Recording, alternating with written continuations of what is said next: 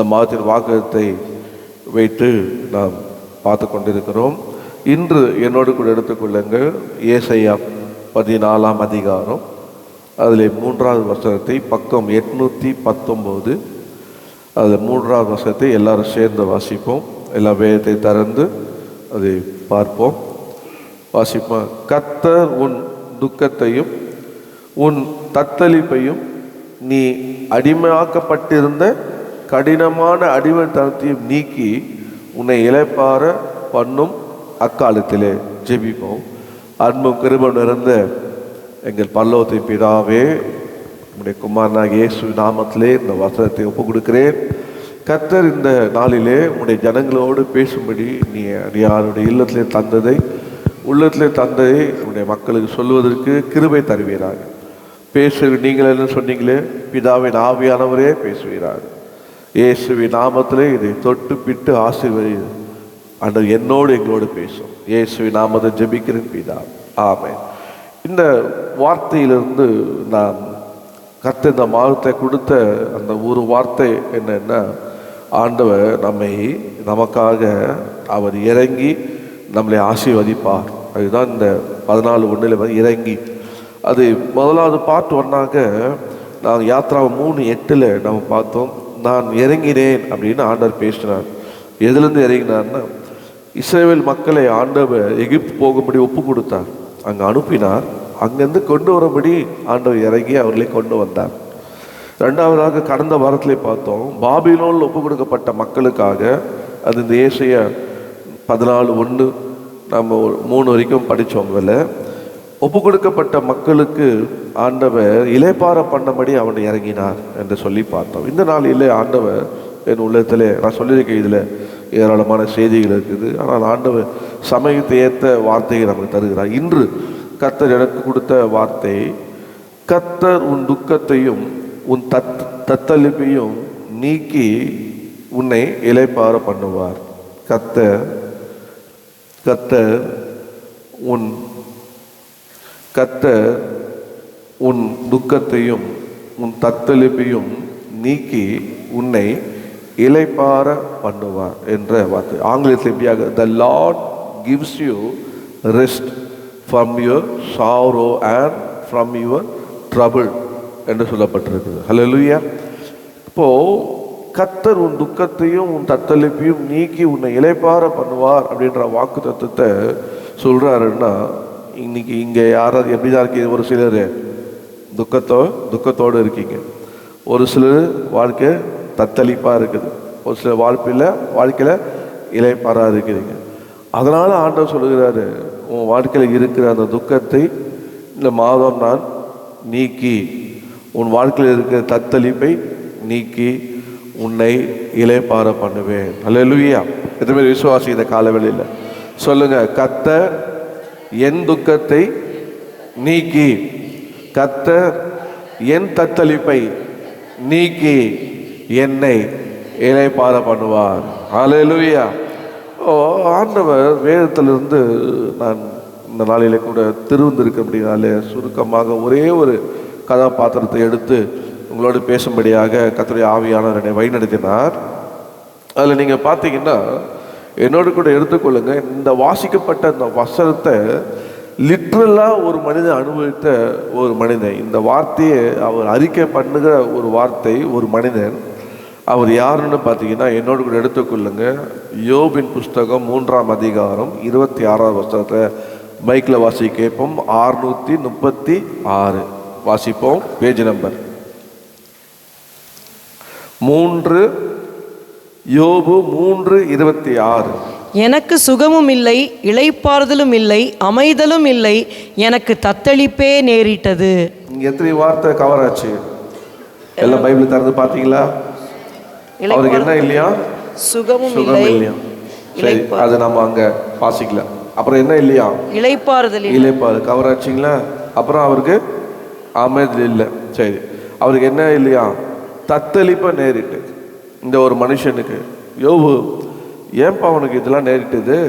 உனக்கு ஏன் சுகம் இல்லை? உனக்கு ஏன் இளைப்பாறு இல்லை? உனக்கு ஏன் அமைதல் இல்லை? உனக்கு ஏன் வாழ்க்கையில் தத்தளிப்பு இல்லை அப்படின்னு கேளுங்க. இன்னும் வசனக்காரர் பாருங்க, அவருடைய வாழ்க்கையில் அவர் சொல்வார், நீங்கள் என்னோடு கூட நீங்கள் பார்த்தீங்கன்னா 9:27 வாசிச்சிங்கன்னா அதே யோபில் 641 அங்கே ஒரு வார்த்தையை மென்ஷன் பண்ண பாருங்க. என் அங்கலாய்ப்பை நான் மறந்து என் முகத்தின் துக்கத்தை மாற்றி திடன் கொள்ளுவேன் என்று சொன்னால் பாருங்க, அங்க என்ன கவர் ஆச்சு? யோபு என்ன இருந்ததா? அங்கலாய்ப்பு. அவருக்கு அங்கலாய்ப்பு இருந்துதான், துக்கமும் இருந்தது. முதல்ல வாசித்தோம், அதில் அவருக்கு என்ன இருந்தது? அவருக்கு இளைப்பாறு இல்லை, அவர் தத்தளிப்பு இருந்தது. இங்கே அவருக்கு என்ன இருக்குதான்? அங்கலாய்ப்பு இருக்குது, துக்கம் இருக்குது என்று சொல்லப்பட்டிருக்குது. இன்னொரு வார்த்தை கூட நீங்கள் உங்களுக்கு காண்பித்து நான் உங்களுக்கு கொண்டு போகிற பிறகு 16:6 வாசிங்க. அவர் என்ன சொல்லுவார்னு அப்படியே பேஜ் திருப்புங்க. 16:6 வாசிங்க. என் துக்கம் ஆறாது, நான் பேசாமல் இருந்தாலும் எனக்கு என்ன ஆறுதல்? பாருங்க, அவர் பேசினாலும் அவர் துக்கமா ஆறாது. முன்னாடி வருஷம் பார்த்தீங்கன்னா, ஆனாலும் நான் என் வாயினால் உங்களுக்கு திடன் சொல்லுவேன், என் உதடுகளின் அசைவு உங்கள் துக்கத்தை அவரே துக்கத்தில் இருக்கிறாரு. ஆனால் அவர் சொல்கிறாரு, நீங்கள் துக்கப்படாதீங்க, என்னை பார்த்து என் நிலைமையை பார்த்து, என் அங்காளைப்பை பார்த்து, எனக்கு இளைப்பாறு இல்லாத பார்த்து, என்னுடைய தத்தளிப்பை பார்த்து நீங்கள் என்ன ஆகாதீங்க, துக்கமாகாதீங்க சொல்லி அவர் என்ன பண்ணுவாராம்? அவங்க மற்றவங்கள ஆற்றுவார். ஆனால் ஆற்றுகிற அவர் என்ன சொல்கிறாருன்னா, எனக்குள்ள இருக்க துக்கத்தை நான் சொல்லியும் அது எனக்கு ஆறாது என்று தன்னை அறிக்கப்படும். இப்போது நீங்கள் பார்க்கலாம், யோபு ஏன்பா உனக்கு இந்த நிலைமை அப்படின்னு நீங்கள் சொன்னீங்கன்னா அவர் என்ன சொல்லுவார் அப்படின்னு பார்த்தீங்கன்னா, வாசிங்க. அவர் சொல்லுவார் பாருங்க. நாம் பார்த்தோம், நம்முடைய 2 வாரம் தலைப்பையும் கர்த்தர் எகிப்துக்கு ஒப்பு கொடுத்தார், கர்த்தர் பாபிலோனில் இருக்க மக்களுக்கு ஒப்பு கொடுத்தார். இங்கே இதுக்கு காரணம் யாருன்னா அப்படின்னா சொல்லுங்க பாருங்க. ஏதாவது ஒரு பிரச்சனை வந்தால் முதல்ல என்ன சொல்லுவீங்க? இதுக்கு யாரா காரணம்னு சொல்லுவீங்க. சொல்லிட மாட்டீங்களா? நல்லா தானே போயிட்டு இருந்தது, நல்லா தான் போயிட்டு இருந்தது, நான் கேட்ட வரைக்கும் நல்லா தான் போயிட்டு இருந்தது, நான் பார்த்த வரைக்கும் நல்லா தான் போயிட்டு இருந்தது. இப்போ திடீர்னு என்ன இப்போ அப்படின்னா இதுக்கு யார் காரணம் அப்படின்னு ஆராயவே மாட்டீங்களா? நிச்சயமாக ஆராயும். நல்லா வேலை செய்யுது ஒரு கம்ப்யூட்டரு, நான் கம்ப்யூட்டரில் சொல்கிறேன், திடீர்னு கம்ப்யூட்டர் ஃபெயில் ஆச்சுன்னா ஏன் ஃபெயில் ஆச்சுன்னு கண்டுபிடிப்பேன். எதுக்கு ஏங்க ஃபெயில் ஆச்சு? நல்லா தான் வேலை பண்ணிட்டு இருந்தது, அது தானாக வெடிச்சிச்சா, பவர் அதிகமாகச்சா, அப்ளிகேஷன் ஃபெயில் ஆச்சா, அதை ரிசர்ச் பண்ணுவோம். அதுபோல் நம்ம வாழ்க்கையில் வர்றதெல்லாம் என்ன பண்ணோம்? ஒரு அனுபவம். நம்ம ரிசர்ச் பண்ணணும், அது நம்ம கண்டுபிடிக்கணும். அதை கண்டுபிடிச்சி திருப்பி என்ன பண்ணோம்? அது சரிப்படுத்தணும். இன்றைக்கி அநேகர் வாழ்க்கையில், அவங்க வாழ்க்கையில் என்ன இல்லை? இளைப்பாறுதல் இல்லை. அவங்க வாழ்க்கையில் என்ன இல்லை? சந்தோஷம் இல்லை. அது போல் என்ன இருக்குது? துக்கம் இருக்குது. ஏன் துக்கம் வந்தது? ஒரு வருஷம் ஏன் ஒரு வாழ்க்கையில் தத்தளிப்பு வந்தது? ஏன் நமக்கு இளைப்பாறுது? ஏன் இதுக்கு என்ன காரணம்? சிலர் நினைக்கிறாங்க இதுக்கு பாஸ்டர் தான் காரணம், நான் காரணம் இல்லைங்க. சிலர் நினைக்கிறாங்க அவங்க இதுக்கெல்லாம் காரணம் என்னைக்கு இந்த மனுஷனை கல்யாணம் பண்ணணும் அன்றைக்கே என் சந்தோஷம் இருந்த சந்தோஷம் எல்லாம் போயிடுச்சான், அதுக்குள்ள என்ன வந்துச்சான்? துக்கம் வந்துச்சுன்றாங்க. வீட்டில் அதான் சண்டை ஆரம்பிக்கும் போது நல்லா தான் இருந்தேன் நான், ஆனால் என்னைக்கு உன்னை கல்யாணம் பண்ண அன்றைக்கே எல்லாம் போச்சு. அப்படி சில பசங்க பாருங்க, எப்போ உங்கள் வீட்டில் வந்து பிறந்த நாள்லேருந்தே எனக்கு என்ன தான் இல்லை மாதிரி ஒருத்தரை மாற்றி ஒருத்தர் நம்ம என்ன சொல்கிறோம், அதை ஃபைட் பண்ணுறோம், ஆர்கியூ பண்ணுறோம். ஆனால் அதோடைய சொல்யூஷன் என்ன, ஏன் இப்படி ஆச்சு அப்படின்னு அது ஆராயுதில்லை, யோசிக்குதில்லை, அதை திங்க் பண்ணுறதில்லை. அதோட காரணம் என்ன, அந்த what is the root cause, அதோடைய இது என்ன, அதுக்கு பேக்ரவுண்ட் என்ன, இதோடைய வழியில் இப்படி வந்தது காரணம் யாருமே என்ன பண்ணுறது, ஆராயதே இல்லை. சிலர் சொல்லுவாங்க, என்ன சொல்லுவாங்க எல்லாம் சொல்ல மாட்டீங்க, டைமா எல்லாம் நேரங்க, என்ன பண்ணுறது, நேரம் சரியாக இருந்தால் நேரம் சரியாக தாங்க இருக்குது, 24 மணி நேரம் ஒழுங்காக ஓடுது. நேரம் சரியில்லைன்னா எல்லாம் தாறுமாறாக ஆகிடும். நேரம் சில எல்லாம் நேரங்க, டைம் வரும், எந்த டைமும் வராது.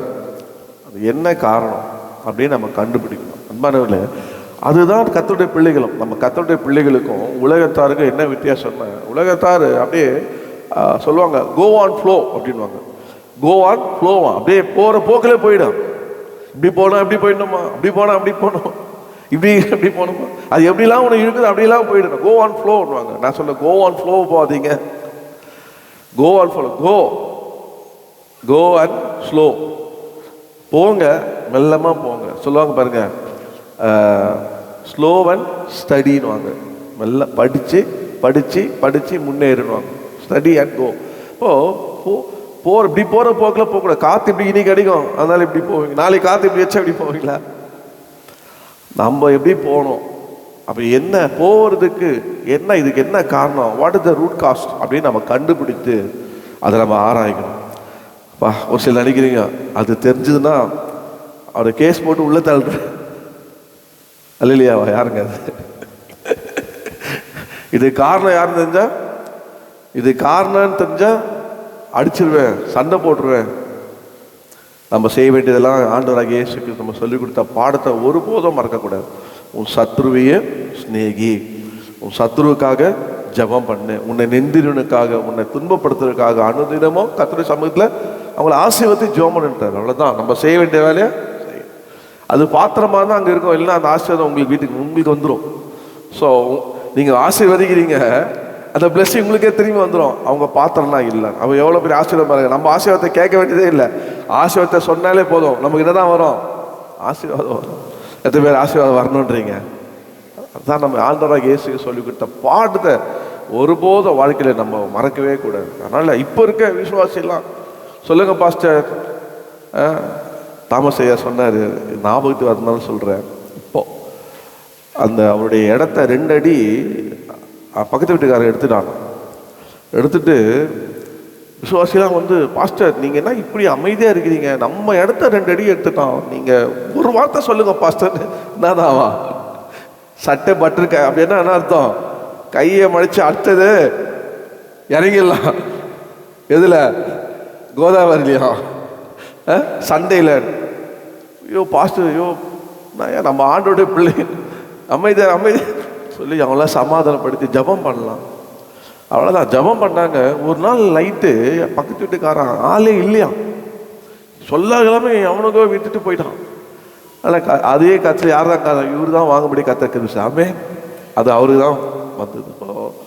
நம்ம எப்பவுமே கர்த்தருடைய பிள்ளைகள் மீது மறக்கவே கூடாது. எந்த சூழ்நிலையிலும் நம்ம ரட்சிக்கப்பட்டவர்கள். சொல்லுங்க, ரட்சிக்கப்பட்டவர்கள். வாழ்க்கையில் என்ன வேணா வரலாம், அது பற்றி கவலைப்படவில்லை. ஏன்னா கர்த்தர் நம்ம நரகத்துக்கு போக வேண்டிய ஆள் நம்ம ரட்சித்துட்டாரு. நம்மளாம் எங்கே போக வேண்டிய ஆள்? நம்மளாம் யாராவது ரட்சிப்பாங்களா? நம்மளாம் யாரு? ஆனால் இயேசு நம்ம மேலே வச்ச அன்பு, உங்கள் மேலே வச்ச அன்பு, என் மேலே வச்ச அன்பு, அந்த அன்பு பாவியாகிய நம்மை அவருடைய பிள்ளையாக மாற்றி ரட்சித்தது, நம்மளை விடுதலையாக்கிடுச்சு. நம்ம ஆண்டுடைய மகனாக மகளாக இருக்க பெரிய பாக்கி தந்திருக்கிறார். அந்த அந்த இதுலேயே நம்ம கர்த்தரோட பிள்ளையாக நம்ம போகிறோம். அப்போ வாழ்க்கையில் இதெல்லாம் வரும். இளைப்பாறு இல்லாத சூழ்நிலை வரும், தத்தளிப்பு வரும், துக்கம் வரும். அதனால் இதெல்லாம் பார்த்து நம்ம என்ன பண்ணக்கூடாது? சோர்ந்து போயிடக்கூடாது.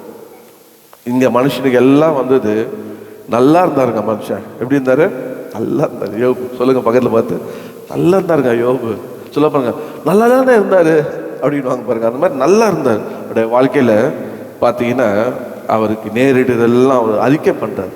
நான் என் வாழ்க்கையில் எனக்கு என்ன இல்லை, சுகம் இல்லை, இளைப்பாறு இல்லை, அமைதி இல்லை, என் வாழ்க்கையில் எனக்கு தத்தளிப்பு தான், என்னை தத்துவதே நேரிட்டுது. அது மாத்திரம் என் துக்கம், என் அங்கலாய்ப்பை நான் மறந்து, என் 9:22 அவர் அங்கலாய்த்த அவர் மறந்து, 9:27 வாசிமா ரொம்ப நல்லா இருக்கும் பாருங்க, வசனம் பாருங்களேன். இப்படி யாராவது செய்வீங்களா? நான் மறந்து என் முகத்தின் துக்கத்தை மாற்றி திடன் கொள்வேன் என்று சொன்னார். பாருங்க, அவருடைய வேதனை, அவர் அங்கலாய்ப்பை மறந்துட்டு அவர் முகத்தை துக்கத்தையே மாத்துறாரு. இன்னைக்கு எத்தனை பேர் முகத்தை மாத்துறாங்கன்னு பாருங்களேன். அகத்தின் அழகு மூஞ்ச புகத்தை பார்த்தால ஐயோ இது துக்கமா இருக்குது இது. ஆனா அவர் சொல்றாரு, என் அங்கலாய்ப்பை நான் மறந்து என் முகத்தின் துக்கத்தை மாற்றினாராம். முகத்தை மாற்றுறான். முகத்தை சோகமா இருந்தவர் என்னடா சோகமா இருக்கக்கூடாது, நம்ம துக்கமா இருந்தவர் துக்கமா இருக்கக்கூடாது சொல்லி முகத்தை மாற்றுகிறார். முகத்தை மாற்றுகிறார்.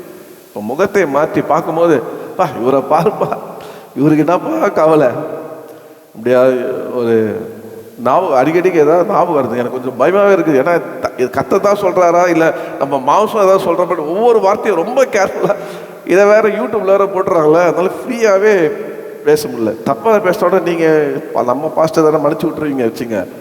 ஆனால் அவன் மதிக்க மாட்டான் பாருங்க. இல்லை, இப்போ ஒரு சம்பவம் வருது சொல்லிடுறேன். ஒரு பஃபூன் வந்து, சர்க்கஸ் பஃபூன் வந்து, அவர் எல்லாரையும் அப்படியே சிரிக்க வைக்கிற கேரக்டர் இருக்கும் தெரியும். இல்லை, சர்க்கஸில் பஃபூன்னாலே எல்லாரையும் சிரிக்க, அதை பார்த்தாலே சிரிப்பாங்க. அப்போது ஒரு மனுஷன் வெளியே உட்காந்து அழுதுன்னு இருக்கான். இந்த வெளியே சர்க்கஸ் விட்டு போகிறவங்கெல்லாம் பார்த்துட்டு, ஏப்பா இவ்வளோ நேரம் நம்ம உள்ள என்ன சிரித்தோம், வயிறு குழுங்குழுக சிரித்தோம், சொல்லுங்களேன், சிரிக்க மாட்டீங்களா? வயிறு குழுங்குழுக சிரித்தோம். உள்ள ஒரு மனுஷன் எங்களை எல்லாரையும் சிரிப்பு காட்டுறான்ப்பா. அவன் வந்து அவனை முகத்தை பார்த்தாலே போதும், என்ன வந்துடும், தானே சிரிப்பு வந்துடுமா. அதுக்காக நான் அந்த மாதிரிலாம் வேஷம் போட்டு வைக்க முடியாது உங்களை சிரிக்க வைக்கிறதுக்கு. பாருங்க சொன்னாராம். அப்போ நீங்கள் உள்ளே போங்க என்ன சொன்னாரா, உங்களெல்லாம் சிரிக்க வச்சேன்னு அந்த பஃபுன் நான் தான், உங்களெல்லாம் சிரிக்க வச்ச பஃபுனு நான் தான். உங்களெல்லாம் சிரிக்க வைக்க முடியுது, ஆனால் என்னால் சிரிக்க முடியல. ஏன்னா அவர் துக்கம் அந்த மாதிரி, அது என்னுடைய கேரக்டரு, அது எனக்கு கொடுக்கப்பட்ட நடிப்பு, அது என்னுடைய தொழில். அதனால் அதை நான் பர்ஃபார்ம் பண்ணிட்டு வரேன்ப்பா. ஆனால் உண்மையான என் வாழ்க்கை என்ன இல்லை, எனக்கு சிரிப்பு இல்லைப்பா, என் வாழ்க்கை துக்கம் இருக்குது. அந்த ஆண்டவராக இயேசு கிறிஸ்து, நம்ம ஆண்டவர் யார் தெரியுமா? நான் போகிறேன் சொன்னதுனால நீங்கள் துக்கப்படுறீங்க, ஆனால் உங்கள் துக்கம் சந்தோஷமாக மாறும். அங்கே வைக்கிற பாருங்க ஒரு சொல்யூஷன். ஹல்லேலூயா. என் துக்கம் உங்கள் துக்கம் சந்தோஷமாக மாறும். அந்த அதை நம்ம ஆண்டவரால் தான் துக்கத்தை சந்தோஷமாய் மாற்ற முடியும். நம்முடைய வாழ்க்கையில் இந்த மனுஷன் முகத்தை மாற்றி எடி அவரே கரையில் பாருங்க சிரிக்கிற மாதிரி தான் பண்ணியிருப்பாரான்னு தெரியல, ஆனால் முகத்தை மாற்றிட்டாராம். மாற்றி அவர் துக்கத்தை என்ன பண்ணதான், என் முகத்தை மாற்றி எல்லாத்தையும் மறந்து மாற்ற அப்படி கூட இருக்க ட்ரை பண்ணியிருக்காரு. இப்போ இந்த எல்லாம் காரணம் யார் அப்படின்னு பார்த்தீங்கன்னா, முதல் குறிப்பு என்னோட எடுத்துக்கொள்ளுங்க. யோபு 1ஆம் அதிகாரத்தில் எனக்காக நீங்கள் 11-12 மைக்கில் வாசிங்க. பக்கம் 634 வாசிமா. ஆனாலும் உம்முடைய கையை நீட்டி அவனுக்கு உண்டானவைகள் எல்லாம் தொடுவீரானால், அப்பொழுது அவன் உமது முகத்துக்கு எதிரே உம்மை தூஷிப்பாடே பாரும் என்றான். கர்த்தர் சாத்தானை நோக்கி, இதோ அவனுக்கு உண்டானவை எல்லாம் உன் கையில் இருக்கிறது, அவன் மேல் மாத்திரம் உன் கையை நீட்டாதே என்றார். அப்பொழுது சாத்தான் கர்த்தருடைய சந்ததியை விட்டு புறப்பட்டு போனான். போதும். முதல் குறிப்பு, கர்த்தர் யோபுக்கு உண்டான யாவையும் சாத்தான் கையில ஒப்பு கொடுத்துட்டார். அவன் நல்லா இருந்தாங்க, ஒருத்தன் கண்ணு பட்டுச்சு. யார் கண்ணு பட்டுச்சு? சாத்தான் கண்ணு பட்டுச்சு. மனுஷன் கண்ணு பட்டா கூட தப்பிச்சிக்கலாம், ஆனால் சாத்தான் கண்ணு பட்டுச்சு. அங்கே நீங்கள் வீட்டில் போய் வாசிக்க, அவர் சொல்லுவார் 7ஆம் வருஷத்தில், நீ எங்கேருந்து வந்தனா பூமி எங்கும் உலாவினாராம். சாத்தா வேலை என்ன தான், உலாவி உலாவி வர வேலை தான், சுற்றி சுற்றி வர வேலை தான். பார்ப்பான் யாரெல்லாம் சந்தோஷமாக இருக்காங்க, யாரெல்லாம் ஆசீர்வாதமாக இருக்கிறாங்க. இவர் ரொம்ப ஆசீர்வாதமாக இருந்தார், சந்தோஷமாக இருந்தார். அவர் ரொம்ப பயபக்தியாக இருந்தார், தேவனுக்கு பயந்து இருந்தார். அவருடைய பிள்ளைகள் மேலெலாம் ஒரே கர்சனை. பர்த்டே கொண்டாட போனாங்கன்னா ஒரு வேளை ஏதாவது பண்ணிட்டு இருக்க போகிற சொல்லிட்டு ஒவ்வொரு பிள்ளைகளுக்காக பலியிடுவார் ஆண்டவரே சொல்லி. அவ்வளோ ரொம்ப பயபக்தியாக, எந்த ஒரு சாத்தானுக்கு இடம் கொடுக்காம அவர் அப்படியே தன்னையும் தன்னுடைய குடும்பத்தையும் தன்னுடைய பிள்ளைகளும் அப்படியே நடத்தி போன ஒரு மனுஷன். ஆண்டவர் அவர் அப்படியே ஆசீர்வதிச்சு வைத்தார். பயங்கரமாக ஒரு ஆசை. எப்படிலாம் ஆசீர்வதிச்சாராம் இது பாருங்க. நீர் அவனையும் அவன் வீட்டையும் அவனுக்கு உண்டான எல்லாவற்றையும் சுற்றி வேலி அடிக்கவில்லையா, ஒரு வேலையை போட்டான். இப்போ இவன் உலாவ என்ன பண்ணிட்டான், நீ கொஞ்சம் வேலையை கொஞ்சம் எடுக்கலாம் ஆண்டவரே. இப்போ நீங்கள் படுற கஷ்டத்துக்கு என்ன பிரச்சனை, சாத்தான் போய் சொன்னானோ இல்லை மனுஷன், ஆனால் வேலி எடுத்தாச்சு. அந்த வேலி எடுத்தனால்தான் இன்னைக்கு உங்கள் வாழ்க்கையில் என்ன இருக்குது, இளைப்பாறு இல்லை, துக்கம், தத்தளிப்பு. பாருங்க, அவன் கையின் கிரியை ஆசீர்வதித்து அவனுடைய சம்பத்து தேசத்திலே பெருகிட்டோம். அவ்வளோ பெரிய ஆசீர்வாதத்தோடையதான் இருந்தவொடனே ஆண்டவர் பார்த்தார், சாத்தா சும்மாவா உங்களை நல்லவருன்றான், சும்மாவா நீ வல்லவருன்றான். சோத்திரம் சோத்திரம் சோத்திரம் சர்ச்சில் வந்து வரல இல்லை, சோத்திரம் சோத்திரன்ட்டு வீட்டில் போனால் ஒரே ஆத்திரம் சண்டை போடுறாங்க. எந்த சூழ்நிலையிலையும் அவன் கர்த்தரை சோத்திரம் நல்லவன். அப்படியா, நீ அப்படியா சொல்கிற, சரி என் வேலையை எடுக்கிறேன், இந்த அவன் கையில் ஒப்பு கொடுக்குறேன். ஒப்பு கொடுத்தாரு. ஆனால் இந்த விஷயம் யாருக்கு தெரியாது? உங்களுக்கு தெரியாத மாதிரி அவருக்கும் தெரியாம போச்சு. நமக்கு இந்த விஷயம் தெரியாத மாதிரி யோபுக்கும் இந்த விஷயம் தெரியாமல் போயிடுச்சு. ஒப்பு கொடுக்குறான். அவன் கையில் ஒப்பு கொடுத்த உடனே அதுக்கு என்ன சாத்தான் எடுத்தான்னா, அதில் ஒரு இருக்கு பாருங்க, task to test destroy God's blessing. அவன் எடுத்த அந்த சோதனை, அவன் எடுத்த டாஸ்க்கு தமிழ்லாம் சொல்லுவாங்க வேலையா, சரி, ஒரு வேலை டாஸ்க்கு, இந்த டாஸ்க்லாம் முடிக்கணுமா அப்படின்னு ஒர்க் பண்ணவங்களுக்கு தெரியும். ஸோ அந்த டாஸ்க்கை செய்வதற்கு அவன் எடுத்த டெஸ்ட்டு என்னன்னா, கர்த்தர் கொடுத்த அத்தனையும் டிஸ்ட்ராய் பண்ணும். டாஸ்க் டு டெஸ்ட் என்னதுன்னா, டிஸ்ட்ராய் காட்ஸ் பிளெஸிங். தேவன் கொடுத்த ஆசீர்வாதத்தை அவன் வந்து அழிக்கணும். என்ன பண்ணான்னா எல்லாத்தையும் அழிச்சிட்டான். அவனுக்கு கொடுத்த ஆண்டவர் அவனுக்கு கொடுத்த அந்த ஆசீர்வாதத்தெல்லாம் அவனுக்கு அழிச்சான். அவர் கொடுத்த எல்லாம், நீங்கள் 2ஆம் வருஷம் பார்த்தீங்கன்னா 10 குழந்தைங்கள அவன் அழிச்சான். அதுக்கப்புறம் 3ஆம் வருஷம் பார்த்தீங்கன்னா 7000 ஒட்டகத்தை அழிச்சான். 7000 ஆடு, 3000 ஒட்டகம், 500 ஏர்மாடு, அப்புறம் 500 கழுதை, அப்புறம் எல்லாத்தையும் அழிச்சாங்க. எல்லாத்தையும் அழிச்சான். உண்டான எல்லாத்தையும் அழிச்சிட்டான். அழிச்சிட்டு பார்க்குறான் என்ன செய்கிறாரு அப்படின்னு. யோபு பாருங்க, இன்னொரு வருஷத்தை காட்டுற பாருங்க. இது காரணம் யாருங்க? கர்த்தர். சில ஆண்டவர் ஒப்பு கொடுத்துறாரு. என்ன பண்றது? சில சமயத்தில் ஒப்பு கொடுத்துற பாருங்க, ஒண்ணுமே பண்ண முடியாது. நீங்க யார் மேலே கோச்சிக்கவே முடியாது. அது மாதிரி ஒப்பு கொடுத்துருவார். அது எதுக்குன்னா, ஆண்டவர் நீங்க என்ன பண்றீங்க, அவரை விசுவாசிக்கிறீங்களா, அந்த சூழ்நிலையில் நீங்க என்ன கர்த்தரை பிடிச்சிக்கிறீங்களா என்று ஆண்டவர் கொஞ்சம் வேடிக்கை பார்ப்பார். அப்படியே நீங்கள் இதில் என்ன கற்றுக்குறீங்க, உங்களுக்கு என்ன கற்றுக் கொடுக்குறது, உங்களை எப்படி அடுத்தபடி கொண்டு போகுது இப்படின்னு ஆண்டவர் நம்மளை சில நேரத்தை அப்படி நடத்துவார். பாருங்கள், அது மாத்திரம் இல்லை. முதலாவது அவனுக்கு என்ன ஆண்டவர்னா சாத்தான் கையில் கொடுத்தது மாத்திரமில்லை. நீங்கள் தொடர்ந்து வாசிக்கணும்னா நீங்கள் 2:5-6 வாசிங்க. யோபு 2:5 வாசிங்க. ஆனாலும் நீர் உம்முடைய கையை நீட்டி அவன் எலும்பையும் அவன் மாம்சமையும் தொடுவீரானால் அப்பொழுது அவன் உன் முகத்துக்கு எதிரே உம்மை தூஷிக்கான பாரும் என்றான். அப்பொழுது கர்த்தர் சாத்தானை நோக்கி, இதோ அவன் உன் கையில் இருக்கிறான், ஆகிலும் அவன் பிராணனை மாத்திரம் தப்பவிடு என்றான். பாருங்க, 2வதாக கர்த்தர் யோபை சாத்தான் கையில் விட்டார். யோபை விட்டார். முதல்ல என்ன பண்ணாராம், யோபுக்கு உண்டான எல்லா ஆசீர்வாதத்தையும் சாத்தாங்களை கொடுத்தார். இப்போ அதெல்லாம் அழிச்சிட்டான். ஆனால் இப்போ வந்து சொல்கிறான், ஐயோ எல்லாம் அழிச்சிட்டேன், அப்போ எப்படி தான் இருக்கான், இருக்கிற மாதிரியே இருக்கிறான். அவன் இன்னும் ஆண்டவரை தூசிய மாதிரி இல்லை. 2வது சொல்கிறான், இப்போ அவனையே என் கையில் கொடுத்துருக்கின்றான். இப்போ ஆண்டவர் யோபியும் அவன் கையில் கொடுத்துட்டார். சம்டைம் வியாதி வந்து, பலவீனம் வந்து, இதெல்லாம் காரணம் யாரு சொல்ல மாட்டீங்களே. பவுல் சொல்வார், நீ கர்த்தருடைய திருவிருந்த அபாத்திரமாக பார்த்தோம்னா இது உனக்கு வியாதி வரும், மரணம் வரணும். அது வந்து கர்த்தருடைய திருவிருந்தை பற்றி சொல்லுவார். ஜாக்கிரதையாரு, நல் மனம் பொருந்து திருவிருந்தன்னு சொல்லுவார். ஆனால் இங்கே ஆண்டவர் யோபு அவன் கையில் கொடுக்குறாரு. அவர் என்ன பண்ணாராம், அவன் யோபை கையில் கொடுத்த உடனே என்ன அப்படின்னு பார்த்தீங்கன்னா, டாஸ்க் டு டார்ச்சர் யோபு. அவனை உபத்திரம் பண்ணுறது, அவனை டார்ச்சர் பண்ணும். சரீர பிரகாரமாக அவனை டார்ச்சர் பண்ணார். யோபு டார்ச்சர் பண்ணா. அது எதுக்குன்னா, to touch is flush and body, to damage அவனுடைய சரீரத்தை, அவனுடைய எலும்பை எல்லாத்தையும் என்ன பண்ணுவான், டேமேஜ் பண்ணும் சொல்லி அவனை வந்து அவன் கையில் விட்டார். ஆனால் என்ன பண்ணேன், நீ என்னவா டேமேஜ் பண்ணிக்கோ, அவன் உயிரை மொத்தம் தொடாத, அவன் ஜீவன் இருக்கணும். ஆண்டவர் பாருங்க எவ்வளோ நல்ல விட்டார். சாத்தான் அவனை என்னதான் பண்ணான்னு பார்த்தீங்கன்னா, அவன் 7ஆம் வருஷத்தில் விட்டு புறப்பட்டு போய் உள்ளங்கால் தொடங்கி கொடி உச்சந்தலை மட்டும் கொடிய அவனை வாதித்தான். கடைசியில் யோபு நினைச்சான், ஒரு ஓட்டை வச்சு சொருன்ற நிலைமை வந்துச்சு. அவ்வளவா அவன் சரீரத்தை டார்ச்சர் பண்ணி டேமேஜ் பண்ணி அவனை ஆண்டவர் அவன் கையில் ஒப்பு கொடுத்துட்டார். சரி, அவர் ஒப்பு கொடுத்துட்டாரு, பண்ணிட்டான். அப்போ விட அவன் என்ன பண்ணலாம், ஒன்றுமே சொல்லாது ஓட வச்சுட்டு உட்காந்துருக்கான். ஆண்டவர் கொடுத்த ஆசீர்வாதம் எல்லாம் சாத்தான் பறிச்சிட்டான். கர்த்தர் அவன் யோபையும் ஆண்டவர் கையில் ஆண்டவர் அவன்கிட்ட ஒப்பு கொடுத்தாரு. அவன் சரீரத்தில் உள்ள சுகத்தை எல்லாம் எடுத்துட்டான்.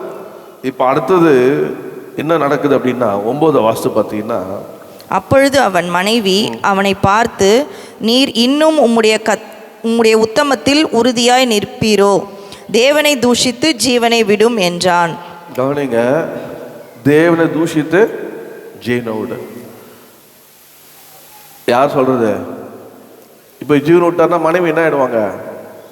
விடோ ஆயிடுவாங்க. ஆனால் அதை பற்றி யோசிக்கவே இல்லை. தேவனை தூஷி மனைவி யாரு? யோபுடைய மாம்சத்தை தொட்டான். மனைவி யாரு? சொந்த மாம்சம். இந்த மாம்சம் சிலர் சொல்றாங்க, யோபு மனைவி பார்த்தா ஆசீர்வாதத்தை முதல்ல போயிடுச்சு, ரெண்டாவது அவர் ஏன் தொட்டாரு, இப்போ இருக்குது நான் தான், அதனால நான் பெசாது சாத்தா சைடு போயிட்டேன்னா நான் மிஞ்சுவேன், அதனால என்ன பண்ணாங்களா சாத்தா சைடு போயிட்டு ஓ தேவனை தூஷித்து ஜீவனை விடியா அப்படின்றாங்களா? அப்போ சாத்தான் பார்ப்போம்மா, பரவாயில்ல நமக்காக இது பேசுது, அதான் இதை தொட்டு இது பிரயோஜனம் இல்லை அப்படின்னு சொல்லி விட்டுருவான் அப்படின்ட்டு சில சொல்கிறாங்களா? என்ன ஒருத்தர் பார்த்துக்கிறீங்க உங்களை சொல்லுங்க. அப்போ ஆனால் யோபுடைய வாழ்க்கையில் மனைவி ஒய்ஃப் சப்போர்ட்டு சாத்தானுக்கே சப்போர்ட் பண்ணுற மாதிரி ஆயிடுச்சு. உண்மையான மனைவி என்ன சொல்லுவாங்க, உண்மையான கணவர் என்ன சொல்லுவார் போதுமா? பாடு இருக்கும்.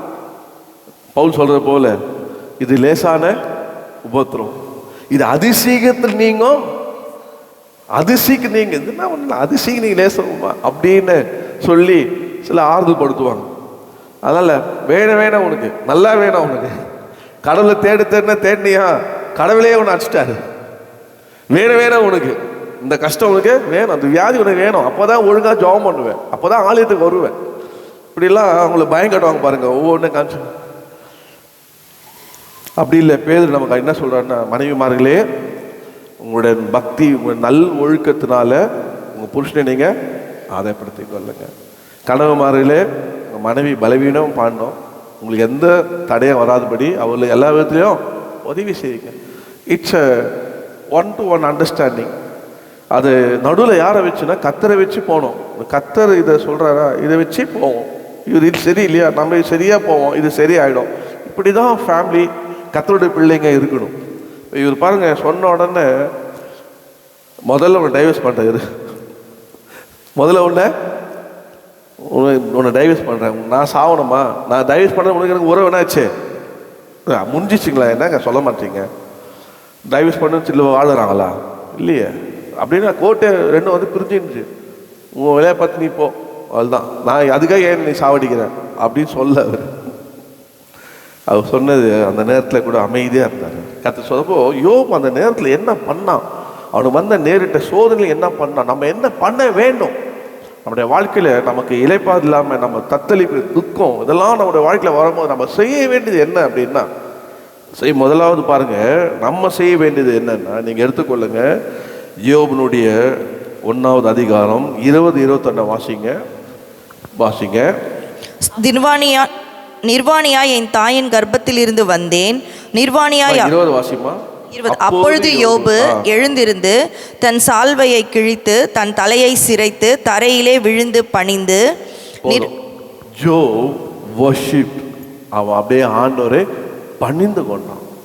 அதை விடலை, எது போனாலும் போட்டோம், ஆனால் நான் கத்தரை பணிந்து கொள்ளத விடலை. எழுந்துட்டான், எழுந்து தன் சரீரில் கிழிச்சு தரமட்டம் விழுந்து அப்படியே பணிந்து கொண்டான். பணிந்து கொண்டு அவன் அடுத்த வருஷம் சொல்லுது பாருங்க, நிர்வாணியாய் என் தாயின் கர்ப்பத்தில் இருந்து வந்தேன், நிர்வாணியாய் அவ்விடத்துக்கு திரும்புவேன், கர்த்தர் கொடுத்தார் கர்த்தர் எடுத்தார், கர்த்தருடைய நாமத்துக்கு ஸ்தோத்திரம் என்றான். பண்ணா பாருங்க, இன்னைக்கு எல்லாருக்கும் என்ன நினைப்பு மனசுல, போகும்போது நம்ம எல்லாத்தையும் கூட்டு எடுத்துட்டு போற மாதிரி நினைப்பு. இன்னைக்கு அவன் பண்ற சேஷ்டியம், குடும்பத்தில் நடக்கிற பெரிய கிறிஸ்தவ குடும்பத்தில் நடக்கிற பிரச்சனை என்ன, என்னமோ எல்லாத்தையும் எடுத்துட்டு போற மாதிரி ஒரே சண்டை சச்சு, எல்லாம் எந்து எனக்கு சொல்றேன்.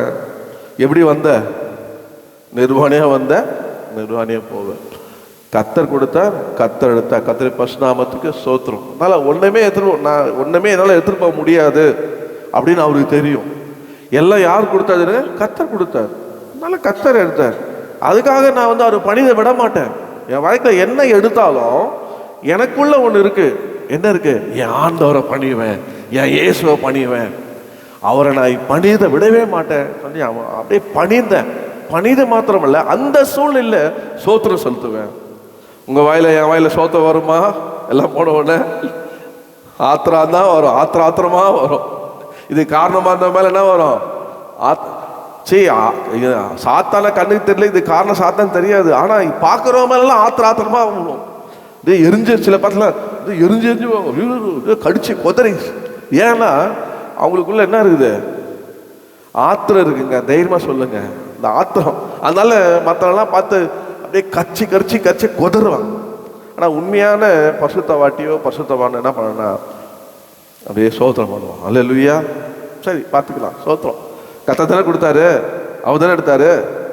கர்த்தருக்கு சோத்திரம்னு அதை பணிதான் ஆண்டவர். அதில் வந்து பணிந்த ஆண்டவரை பணியதை விடவே இல்லை. சிலர் ஏதாவது ஒன்று ஆயிடுச்சுன்னா, ஐயோ அப்பா நான் போலப்பா, ஆண்டவர் ரெடி பண்ணிட்டு இந்த வாரம் அவர் நான் அவரை ஆண்டவரை காய விடணுமா? இதே ஆண்டவருக்கு நம்ம காய விடலாம், ஆண்டவர் நம்ம தண்ணி காட்டலாம். சிலர் போகாமல் பாஸ்டர் நம்ம என்ன பண்ணுறாரு பார்க்கலாம். பாஸ்டர் உடனே பண்ண மாட்டார். அது இந்த பாஸ்டர் ஒரு மாதிரியான பாஸ்டர்.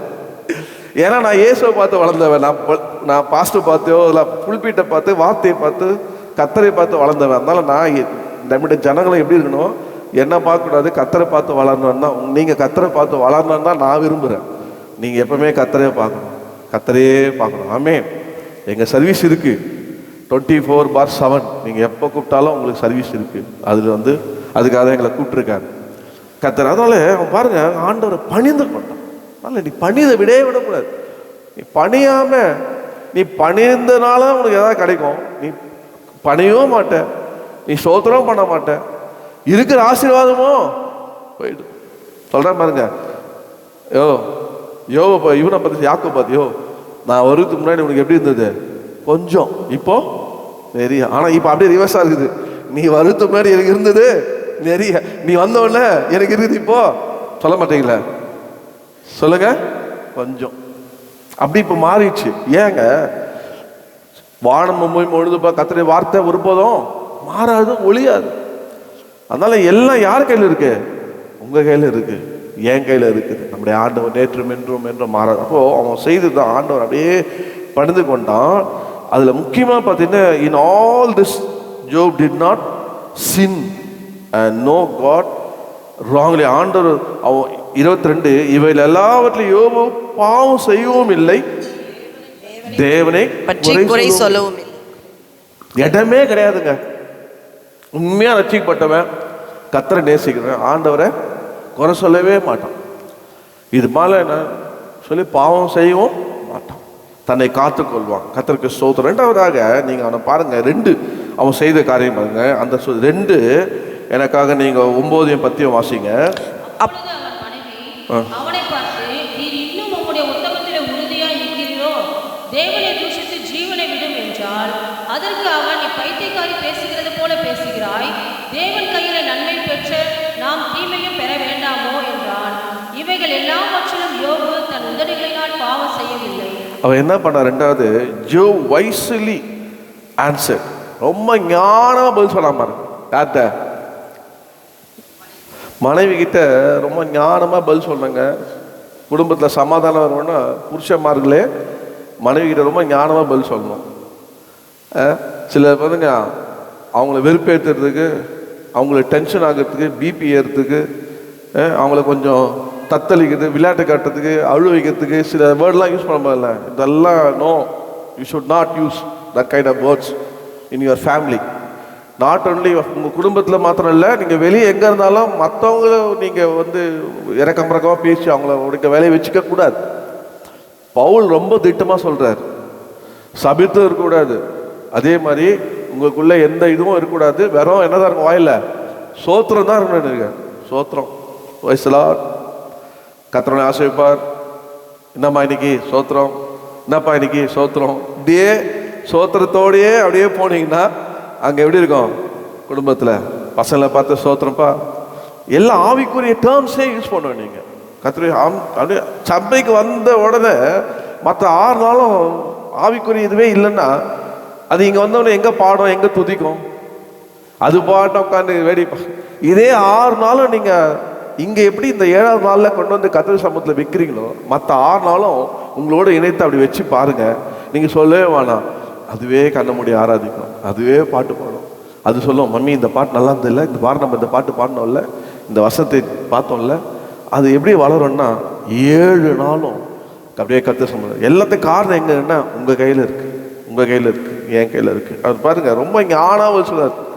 அதனால தான் அம்மா நீ என்ன பைத்தியக்கார மாதிரி பேசுகிற, நீ நம்ம தேவன் கையில் என்ன பண்ணோமா, நம்ம நன்மை we receive good, now we are receiving evil. அவ்வளோதான், நன்மை பெற்றோம்.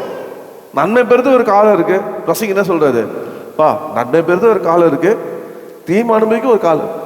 அதான் எப்பயுமே நன்மையாக இருக்கணுமா? எத்தனை பேர் எப்படி நன்மையாக இருக்கணுன்றீங்க? பரலோகத்துக்கு தாங்க போகணும். யாரும் கை தூக்க மாட்டேங்கிறது தெரியும், நான் கை தூக்கிட்டேன் தெரியும். வாழ்க்கையில் இங்கே வாழும் போது நன்மையும் வரும், தீமையும் வரும்.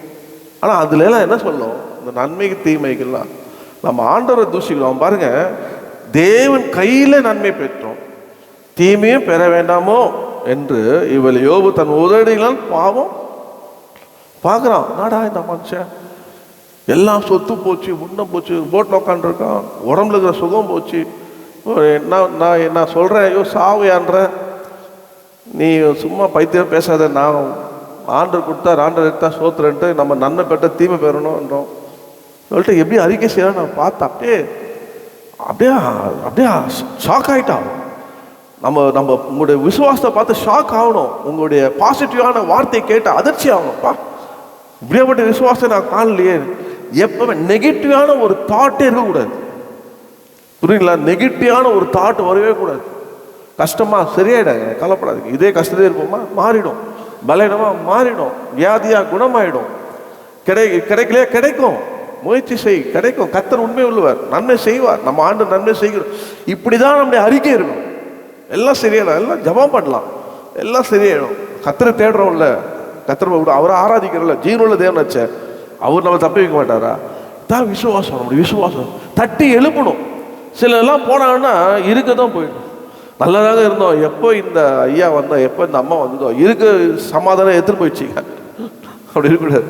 போய் சமாதானத்தை கொடுத்துருவாங்க, சந்தோஷத்தை கொடுத்துருவோம். இல்லைன்னா போகாமல் இருக்கணும், இல்லை வாயை திறக்காமல் இருக்கணும், வாயை திறக்காமல் பேசாமல் இருக்கணும். நான் அந்த நேற்று இரவு நேரத்தில் உட்காந்து வாசித்தேன், அந்த யோபு 38, 39, 40 வரைக்கும் 3 அதிகாரத்தை ஆண்டவர் யோபை போத்திக்கிறார். நேற்று நைட் உட்காந்து வாசித்தேன் அதை ஃபுல்லாக. ஆண்டவர் பேசுகிறார், என்ன பேசுகிறார், பயங்கரமாக பேசுகிறார். என்னென்னலாம் உதாரணம் காட்டுறாரு. நமக்கே அப்படியே இவ்வளோ இருக்குதா உள்ள, அவ்வளோ ஆண்டவர் அவனை பார்த்து கேள்வி கேட்பார் யோபை. அந்த அளவுக்கு அவருடைய வல்லமையை அதில் வெளிப்படுத்தியிருக்கார். நான் நேற்று நைட் உட்காந்து வாசித்தேன். கர்த்தர் அறிவார். இந்த 3 அதிகாரத்தை வாசிக்கலாம். கர்த்தர் என்ன சொல்கிறார், எவ்வளோ வரைக்கும் ஒரு பாடு போச்சுன்னு பார்த்தேன். 1ஆம் அதிகாரத்துலேருந்து 38, 37ஆம் அதிகாரம் வரைக்கும் மனுஷன் பாடு அனுபவிச்சார். கர்த்தர் அவரை சந்திக்கிறாரு. சந்திச்சு 3 அதிகாரத்தில் அவரை கேள்வி கேட்குறாரு. யோபால சொல்லிட்டான், என்னெல்லாம் ஐயோ ஆண்டவரே ஒன்றுமே பேச முடியாது, வாய் என்ன பண்ணுறேன், மூடிக்கிறப்பா, வாயை மூடிக்க, அமைதியாக இருக்கிறப்பா, அமைதியாக இருக்கிறப்பா. சில நேரத்தில் அமைதியாக இருக்குது நல்லது. என்னது, அமைதியாக இருக்கு நல்லது, அமைதியாக இருக்கு. ஒருத்தர் வாயை தரதுனால ஒருத்தர் வாயை மூடிக்கிட்டு அமைதியாக இருங்க. அப்போ வீட்டில் என்ன இருக்கும், அமைதி இருக்கும். கர்த்தர் உதவி செய்வார். இப்படிதாங்க வண்டி தள்ளு போகணும், என்ன பண்ணுறது? கர்த்தர் ஸ்தோத்திரம், கர்த்தர் தானே கொடுத்தாரு, அதான் கர்த்தருக்கு ஸ்தோத்திரம்னு போகணும்.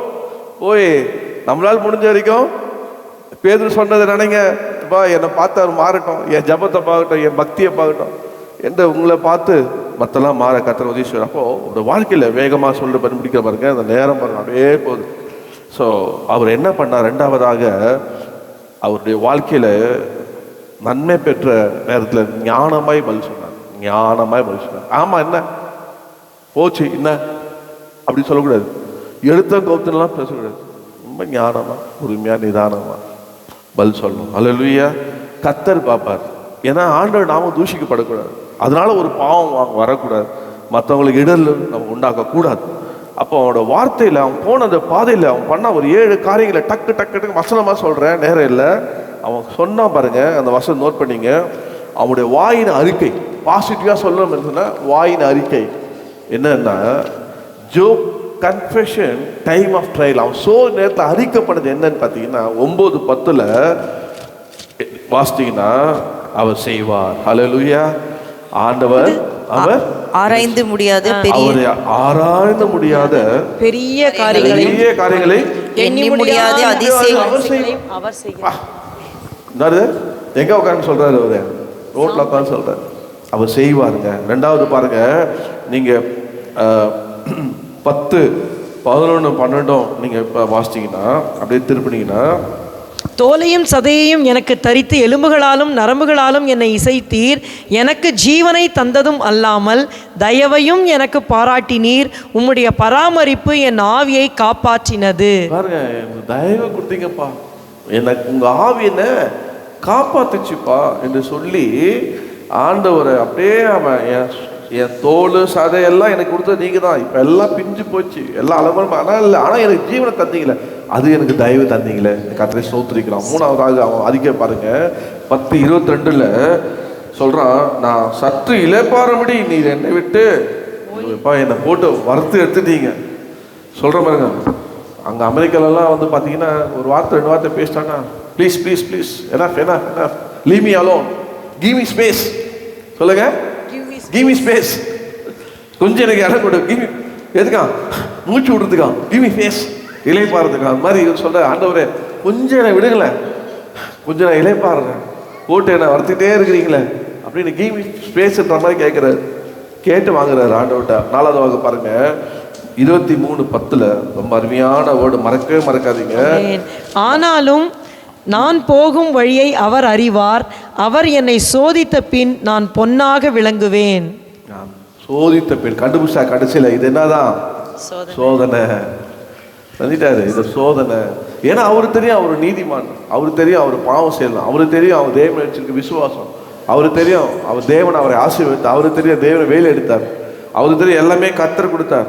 அதனால ஏன் ஆண்டவர் இப்போ இது காரணம் என்ன, சோதனை, கர்த்தர் என்ன சோதிக்க சொல்லுங்க. இது என்ன சோதனை தெரியலங்க, இது சோதனை காலமாக இருக்கு, சோதனை மேலே சோதனை வருதுங்க, சோதனை மேலே சோதனை வந்தாலும் வேதனை மேலே வேதனை வந்தாலும் நீங்க ஒன்று சொல்லுங்க, இந்த போற வழியை யார் அறிவா? கர்த்தர் அறிவா. ரெண்டவரே நீங்க அறிவீங்க, நான் சொல்றது ஒண்ணுமே இல்லை, சரி ஓகே. ஆனா ஒண்ணு தெரியும், என்ன புடமிடுறீங்க, உங்க வசனம் புடமிடுது, நான் எப்படியா விளங்குவேன், பொண்ணாக விளங்கு. அதான் சில இடத்துல நெருப்பில் போட்டு வரைக்கிற மாதிரி இருக்கும். அப்போ ஸ்கூலில் அறிக்கை பண்ணதெல்லாம் கர்த்தர் கைவிட மாட்டார். ஹல்லேலூயா. அடுத்தது அவர் சொல்கிற பாருங்க 23:14 திறந்து பார்த்தீங்கன்னா, எனக்கு குறித்ததை அவர் நிறைவேற்றுவார், எனக்கு குறித்திருக்கிறதை அவர் நிறைவேற்றுவார். இப்படிப்பட்டவர்கள் இன்னும் அநேகம் எனக்குன்னு ஒன்று வச்சிருக்காருப்பா, அதை அவர் நிறைவேற்றுவார். இதான் விசுவாசம், எனக்குன்னு அவர் குறித்ததை நிறைவேற்றுவாங்க. இன்னொரு வார்த்தையை காட்டுற பாருங்க, அது ரொம்ப அழகாக எனக்கு பிடிச்சது.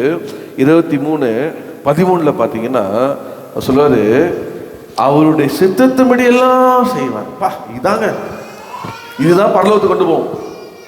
கர்த்தருடைய சித்தத்தின்படி எல்லாம் செய்வார். Middle part of the word 13 அந்த 13 மிடில் பார்த்தீங்கன்னா, அவருடைய சித்தத்தின்படி எல்லாம் செய்வார். அவருடைய சித்தப்படி எல்லாம், அவர் சித்தம் செய்யறது, அந்த சித்தத்துக்கு ஒப்பு கொடுத்து வாழணும். நம்முடைய ஒவ்வொருவரும் தேவ சித்தத்துக்கு ஒப்பு கொடுத்து இங்க வாழணும்னா உங்களுக்கு பரலோகம் நிச்சயம். அங்க யார் தான் பிரவேசிப்பா? என்னுடைய சித்தம். நானும் சொல்ல பாரு, உடைய சித்தம் செய்கிறவனே இல்லாமல் உறவத்துக்குள்ள பிரவேசிக்க மாட்டான். சித்தம் செய்யணும். அப்போ சித்தத்தின்படி நடத்தினா அந்த சித்தம் செய்து நம்மளை ஒப்பு கொடுக்கணும். ஒவ்வொரு நாள் இது சித்தமானவரே, உன் சித்தமானவரே என்று அந்த சித்தத்தின்படி செய்யும் போது இங்கேயும் அவன் அறிக்கை பண்ணாம, ஆண்டவரே அவருடைய சித்தத்தின்படியெல்லாம் செய்வார். என்ன நான் செய்வேன், என்ன அப்படியே ஒப்பு கொடுத்துட்டேன், அவர் சித்தப்படியே செய்யட்டும். ஹல்லேலூயா. கர்த்தர் அப்படியாக அவனை பண்ணார். அது மாத்திரம் இல்லை, இன்னொன்று 23 நம்ம வாசித்தோம் இல்லையா, 23:14 நம்ம வாசித்தோம் இல்லையா, எனக்கு குறித்து அவர் நிறைவேற்றுவார். அப்புறம் கடைசியாக 42 நீங்க வாசிங்க, 2 வாசிங்க. தேவரீர் சகலத்தையும் செய்ய வல்லவர், நீர் செய்ய நினைத்தது தடைப்படாது என்பதை அறிந்திருக்கிறேன். பாருங்க, தேவர் சகலத்தை செய்ய வல்லவர், செய்ய நினைத்தது அறிந்து இருக்கிறேன். I know it. என் செய்யணும்னு நினச்சிட்டாரா யாரை தடை பண்ணவே முடியாது. அந்த நிச்சயம் உங்களுக்கு இருக்கணும். அந்த நிச்சயம் உங்களுக்கு இருக்கும். கர்த்தர் என்னை கொண்டு செய்வேன்னு சொல்லியிருக்கார். கர்த்தர் செய்வார். என்னை கொண்டு செய்து என்னை கொண்டு தான் செய்வார். எனக்கு அவர் அவர் அவர் வந்து எனக்கு குறித்திருக்கிறார். அது தேவனே சகலத்தையும் செய்ய வல்லவர். முதல்ல உங்களால் செய்ய எல்லாம் செய்ய நீங்கள் வல்லவருங்க. ஆனால் நீ செய்யறதை தடைப்படாது என்பதை அறிந்திருக்கிறேன் சொல்லி அவனை கன்ஃபஸ் பண்ணார் பாருங்க. கர்த்தர் அவனை ஆசீர்வதித்தார். என்னோட எடுத்துக்கொள்ளுங்க, முடிக்கிறேன். 42 நீங்கள் 12 நீங்கள் வாசித்தீங்கன்னா அங்கே அவர் ஆசீர்வாதம் பாருங்க. கர்த்தர் யோபின் முன்னிலைமையை பார்க்கிலும் அவர் பின்னிலைமையை ஆசீர்வதித்தார். 14,000 ஆடுகளும் 6,000 ஒட்டகங்களும் 1000 ஏர்களும் 1000 கழுதைகளும் அவனுக்கு உண்டாயின. 7 குமாரரும் 3 குமாரத்திகளும் அவனுக்கு பிறந்தார்கள். போதுமா? எல்லாம் டபுள் ஆயிடுச்சு. யார்கிட்ட ஒப்பு கொடுத்தாரு? அவனுடைய முதல்ல யோபு உண்டானதெல்லாம் ஒப்பு கொடுத்தாரு. அதுக்கெல்லாம் டபுளாக கொடுத்துட்டாரு. யோபியே ஒப்பு கொடுத்துட்டாரு. கர்த்தர் யோபின் சிறையிருப்பை மாற்றினார். சரித்திர நல்ல சுகத்தை கொடுத்தாரு. அவர் மனைவியோடு அவர் ஆசீர்வாதத்தை பெற்றார். அவருடைய வாழ்க்கையில் என்ன அந்த 3 பிள்ளைகளை கொடுத்தார். அந்த 3 பிள்ளைகளுக்கும் பேர் வைத்தார் பாருங்க. 3 பிள்ளைகளுக்கு என்ன பேர் வைத்தார்? அடுத்த வருஷம் பாருங்க. அவர் இதுங்க 14ஆம் வருஷத்தில் பார்த்தீங்கன்னா ஒரு மகளுக்கு லெமிமால் அப்படின்னா இங்கிலீஷில் பார்த்தீங்கன்னா ஜெமிமான்னு இருக்கும். ஜெமிமா அப்படின்னா அது புறா இதை தான் பசு தாவி இருக்கிற அடையாளமா. அதனால் அவர் என்ன பேர் வச்சார்னா, இந்த பொண்ணு பிறந்த உடனே எனக்கு ஆண்டவர் நான் என்ன மறக்கக்கூடாதுன்னா, எனக்கு அவர் கொடுத்த சமாதானத்தையும் அதாவது அமைதியும் ஆண்டவருடைய ரெஸ்டோரேஷன் எல்லாவது திருப்பி தந்தார். அதனால் இவருக்கு எவிமான்னு பேர் வைக்கிறாங்க. பார்க்கும் போதெல்லாம் பசு தாவி புறாவை போல டவுமானி. கர்த்தர் எனக்கு எல்லாம் நான் மறக்கக்கூடாது, கர்த்தர் எனக்கு கொடுத்ததை அப்படின்னு வச்சார். 2வது பார்த்தா கெஸ்ஸியா அப்படின்னா அதில் சொல்லப்பட்டிருக்கு பார்த்தீங்கன்னா ஃப்ராக்ரண்ட் ஸ்பைஸா. அது மன உள்ள பார்த்தா அப்படியே என்ன சொல்லுவாங்க, மசாலான்னுவாங்க, எல்லாம் போட்டு எல்லாம் கலந்து ஒரே குழப்பமாக இந்த நேரத்தில் இந்த பொண்ணுக்கு என்ன பேர் வச்சாருன்னா, என் வாழ்க்கையில் ஜோப் லைஃப் வெல்த்தை நீ உன்னை ஏன் பேருக்குன்னா இதெல்லாம் இருந்தது, ஆனால் ஆண்டவர் எனக்கு வாழ்க்கையுடைய ஆசீர்வாதத்தையும் அபாண்டன்ஸ் பரிபூர்ணத்தை கர்த்தர் தந்தாருமா. அதனால உங்களுக்கு என்ன பேர் வைக்கிறேன்? கெசியான்னு பேர் வைக்கிறேன். கடைசியா அவர் சொல்றாரு பேர் என்ன? இங்கிலீஷ்லேருந்து கெரன் ஹாப்புச்னு இருக்கு. அதுக்கு ஹார்ன் ஆஃப் பியூட்டி க்ளோரின் அத்தாரிட்டியாம். என் வாழ்க்கையில் நான் பட்ட எல்லா அனுபவமும் எல்லாடைய துன்பங்களுக்கும் எனக்கு இப்போ என்ன கிடைச்சதோ உயர்வு கிடைச்சிது, அங்கே எனக்கு ஜெயம் கிடைச்சிது, எனக்கு ஆசீர்வாதம் கிடைச்சிது, எனக்கு மகிமை கிடைச்சிது, என்னை உயர்த்தின. அதனால் அவங்க இந்த பேர் வைக்கணும்னு சொல்லி தன்னுடைய வாழ்க்கையை ஒவ்வொருத்தரும் பேர் வைத்தாங்க. இன்றைக்கி யாருக்கெல்லாம் என்னென்ன பேர் வச்சுருக்கீங்க? யாரெல்லாம் பாஸ்டர் வாயில் பேர் வைங்க, இந்த பேர் வைங்க, அந்த பேர் வைங்க, இந்த பேர் வச்சு பெரிய ஆயிடுவார் பேர் வைக்கிறாங்க. இந்த 2வது மகளுக்கு பாஸ்டர் பேர் வைனா, நான் இங்கே இல்லை, நான் அமெரிக்காவில் இருக்கிறேன். அவர் செலிஷியான்னு பேர் வச்சாராம். எனக்கு சொல்கிறாங்க பாஸ்டர் செலிஷியான்னு பேர் வைக்கிறார். ஏன் அந்த பேர் வைக்கிறாருன்னு, பாலுடைய மிஷினரி ஜேர்னி ஸ்டார்ட் பண்ண ஃபஸ்ட்டு இடம் பேர் செலிஷியாவும். அதனால அந்த பேரை வச்சாங்க. உங்கள் அப்பா ஊழியத்துக்கு வரட்டும் அப்படின்னு அவர் விசுவாசம். நான் ஊழியத்துக்கு வரத்துக்கு எல்லாம் நான் இந்த ஊழியத்துக்கு கூப்பிட்டு வரமாட்டேன்ட்டேன். பாஸ்டர் நீங்கள் கூப்பிட்றதெல்லாம் ஊழியத்துக்கு வரமாட்டேன் பாஸ்டர், எனக்கு சில கடமைகள் இருக்குது, பொறுப்புகள் இருக்குது. I am not a bachelor, I am a family man. நான் ஊதாரி அல்ல, பொறுப்பு உள்ளவன். நான் ரட்சிக்கப்பட்டிலேருந்து என் குடும்பத்தை நடத்துகிறேன், எனக்குன்னு கடமை இருக்குது. ஆனால் நான் உழைச்சி முன்னேறவன், விசுவாசத்தை அறிக்கை செய்கிறவன், கர்த்தரை உறுதியாக பிடிச்சிருக்கிறவன். அதான் நீங்கள் கூப்பிட்டுன்னு வந்தால் நான் எப்படி என்னோட இதெல்லாம் நீங்கள் கூப்பிட்டாலே இதெல்லாம் வந்துட்டா எனக்கு எல்லாம் சரியாயிடுமா? சரியாது. எனக்கு எவ்வளோ இருக்குது பாஸ்டர், தயவுசெய்து நான் மன்னிச்சுக்க, ஐம் சாரின்னு அவர்கிட்ட சாரி கேட்டேன்னா பசுத்தவன், நான் உலக பெற்ற பசுத்தவன். அவர் அன்பாக கூப்பிட்ற தகப்பன், அவர் மூலியமாக நம்ம எல்லா ஆசத்தை பெற்றோம். அதனால் தயவுசெய்து எக்ஸ்கியூஸ் மீன். ஆனால் பேரை வச்சு அமிச்சார். பேரை வச்சு அமிச்சு அப்புறம் என்ன பண்ணியிருக்காரு? ஜெபம் பண்ணினே இருக்கிறாரு பாருங்க. இப்போ எதுக்கு பேரை வச்சு அப்புறம் கிரேஸ் செலிஷியா அப்படின்னு வச்சாங்க. கர்த்தர் என்ன அமெரிக்கா. எனக்கு ஒரு ஆசை, என்ன ஆசை அப்படின்னா முடிச்சிடுறேன். இந்த ஊழியத்துக்கு வர ஆளுங்கள்லாம் பார்த்தீங்கன்னா எல்லாம் வயசானது வரும். ஊழியத்துக்கு ஒப்பு கொடுக்கும். ஐயா ஒரு வாட்டி டெடிகேட் பண்ணும்போது அப்படியே ஸ்டேஜ்லேயே சொல்லுவார், நல்லா உலகத்துக்கு வேலை செய்துட்டு எல்லா பலனையும் சுகத்தையும் உலகத்தை கொடுத்துட்டு சக்கையாக வந்துக்குதுப்பா அப்படின்னே சொல்லி டெடிகேட் பண்ணுவார். எங்களுக்கு அவமானமாக இருக்கும். நாங்கள்லாம் வாலிபராக இருக்கும்போது எங்களுக்கு ஐயோ பாஸ்டர் எல்லாம் இப்படி போட்டு சக்கையாக வந்துக்குது பாரு. எல்லாம் பலனும் வாலிபத்தை கொடுத்துச்சு, மிடில் ஏஜை கொடுத்துச்சு, 60 வயசு வரைக்கும் அவனே நீ யூஸ்லெஸ் போ அப்படின்னு அமிச்ச பிறகு இப்போ வருது எதுக்கு யூஸ் ஆகுறதுக்கா சொல்ல மாட்டீங்களே ஊழியத்துக்கு அப்படின்னு சொல்லி ஜெபம் பண்ணார். இப்போ நாங்கள்லாம் சொல்லுவோம், பா வாலிப வயசில் வர முடியாதுப்பா, ஏன்னா நிறைய பொறுப்புகள் இருக்குது, அதனால் கடமைகள் இருக்குது, அதனால் அட்லீஸ்ட் ஒரு 40 வயசுலையாவது நம்ம வரணும்டா. 40 ஒரு மிடில். அதனால் 20 வருஷம் நம்ம குடும்பத்துக்காக வாழ்ந்தோம், 40 வந்தோம்னா அதுக்கு கத்தர் கொடுக்குற அப்படியே ஒரு எங்களுக்குள்ள ஒரு அக்ரிமெண்ட் எங்களுடைய டீமில்.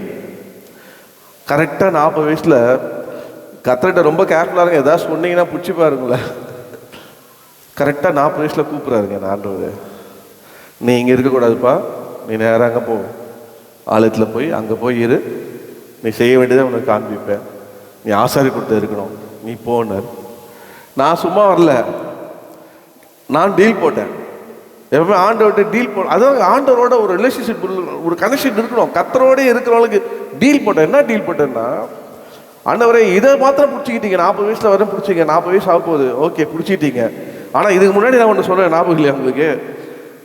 விருதாச்சாலம் ஏசி ஓலைக்கோட்டால பாஸ்டர் அவர் இப்போ இறந்துட்டார், தாஸ் அவர் ஓலைக்கோட்டை சபையில். அப்புறம் வெளியே என்னென்ன ஜோம் பண்ணுறான், ஆண்டவரே ஓலைக்கோட்டை இருக்குது, எவனோ அமெரிக்காவுக்கு போகிறான் எங்கள் ஆஃபீஸில், என்ன அனுப்புங்கப்பா, எல்லாம் ஓலைக்கோட்டை பில்டிங் ஆகிக்கிறேன்.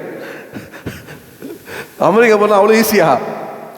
உண்மையாக சொன்னேங்க, கத்தர் சாட்சி, என்ன அனுப்புங்க ஆண்டவரே, எல்லாம் ஓலைக்கோட்டையை பில்டிங்காக மாற்றிடுறாங்க அப்படி. இப்போ அதை ஆண்டவர்கிட்ட அப்ளை பண்ணுறேன். என்னென்ன ஆண்டவரே இதை பிடிச்சிக்கிட்டீங்க, 40 வயசு வருது, ஆனால் அதை விட்டுட்டீங்களே.